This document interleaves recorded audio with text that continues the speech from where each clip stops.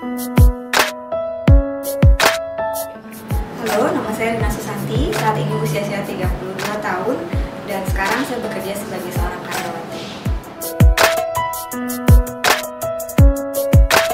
Awal mulanya, waktu itu saya pergi ke salon bersama teman-teman saya. Kemudian setelah kita sama-sama masak, ternyata mbak salonnya berkata bahwa ternyata di payudara saya itu ada benjolan.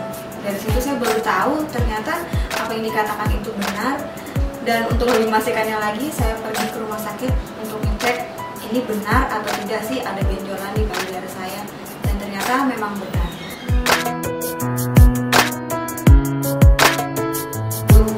Untuk bisa memeriksakan apa yang terjadi pada benjolan di payudara saya. Dan ternyata tidak mudah karena begitu banyak informasi yang ada di internet ataupun mitos-mitos yang berkembang, sehingga tidak mudah untuk saya menentukan mana yang akan saya pilih. Akhirnya saya memutuskan untuk sebaiknya saya periksa saja kepada sebuah yayasan yang benar-benar mengerti mengenai benjolan payudara, yaitu Yayasan Kanker Indonesia. Dan akhirnya saya pergi ke Yayasan Kanker Indonesia untuk melaksanakan pemeriksaan lengkap deteksi dini kanker payudara.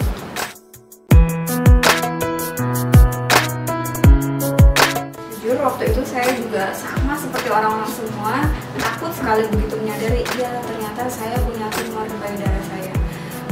Saya sedih, saya juga menangis, ngerasain kenapa masih saya yang harus menderita ini. Tetapi justru dari situ, dari keluarga dikuatkan, ayolah ini harus dihadapi, ini bukan untuk dihindari tapi harus dijalanin. Tidak usah menangis terlalu lama, segera mengambil tindakan. Jadi dalam waktu didiagnosa satu bulan, kemudian saya langsung bilang sama dokter, dokter saya sudah siap untuk segera diangkat tumor saya.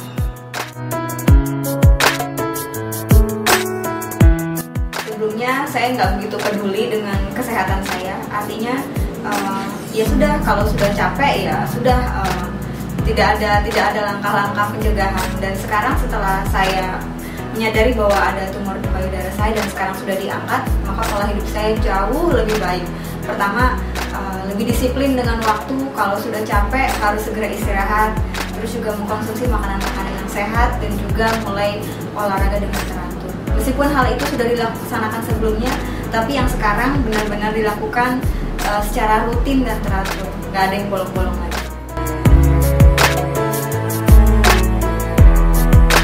Pesan saya untuk semua anggota keluarga, baik itu teman kita, ataupun sahabat kita, ataupun tetangga yang ada di sekitar kita, kalau mereka punya keluarga yang pengidap kanker payudara ataupun tumor, saya pribadi ingin mengajak semua, mari kita sama-sama mengajak mereka, jangan tinggalkan mereka. Mereka jangan didiamkan sendiri, mereka harus dirangkul, mereka harus dibentuk bersama-sama.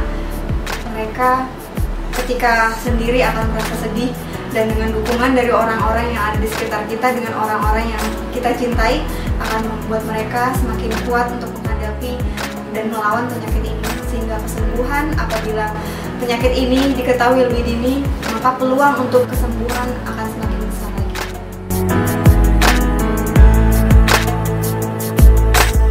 Buat para survivor di sana, saya ingin mengajak, mari kita jangan lelah untuk berobat, pergi ke dokter.